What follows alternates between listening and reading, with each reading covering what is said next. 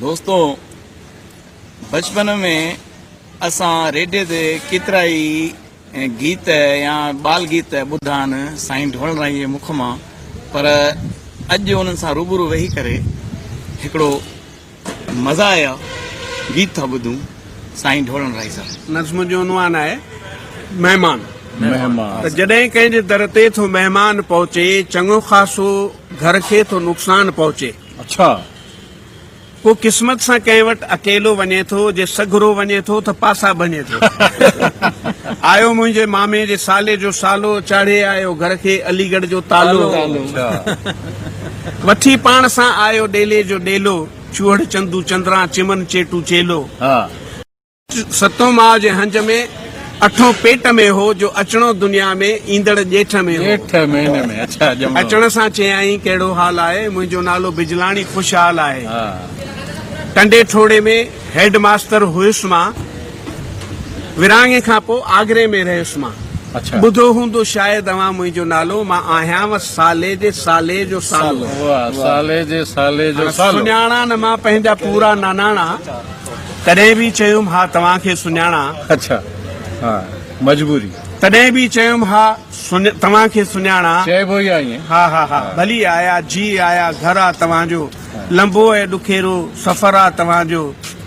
सॼे घर जे लाइ पोइ त आज़ार थी पियो, मुंहिंजो कमरो ॿारनि सां टिमटार थी पियो। वाह हंध न पूरा न पूरियूं फरासियूं, इहो सोचींदे मूंखे आयूं उबासियूं। तॾहिं बि न काके खे तिर ख़्याल आयो, असां पंहिंजो हंधु रंधिणे में विछायो। पोइ काके जे खोंगरनि जो आवाज़ आयो त रड़ियो मुंहिंजो बेबू, बचायो बचायो। आधी राति काके खे मस मां ठाही, सुबुह जो उथी काके मुंद जी ॿुधाई। चयाईं चओ कुंवार खे चांहि काढ़े, तरे पूरियूं पापड़ पटाटा उॿारे। मानीअ सां असांखे मिठो बि या घुरबो, हुचे घर में रबड़ी या अंबनि जो मुरबो। कयो काके अहिड़ो महातंग घर खे, ख़बर उनजी मूंखे ऐं ॿी ईश्वर खे। रहिया 4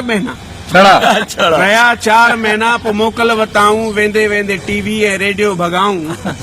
नवां टवाल 5 टे विहाणा खणी विया, लौंग मिर्च कारा ऐं धाणा खणी विया। गुगी गिलास खयाऊं, बांदर छाप मंजन, ॿियो लोटो खणी विया, चई लखन निरंजन।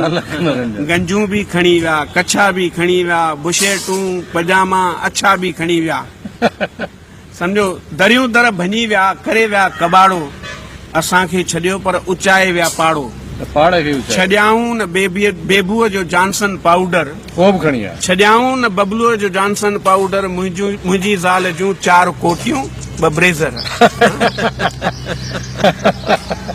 थिया हाल हीणा, मिलिया सूर बीणा, करे भींग घर जी हलिया विया कमीणा।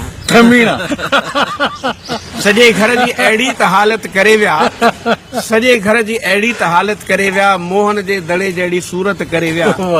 थियो उन खां पोइ छा ऐं छा थी सघे थो, सो घर बार वारो ई सम्झी सघे।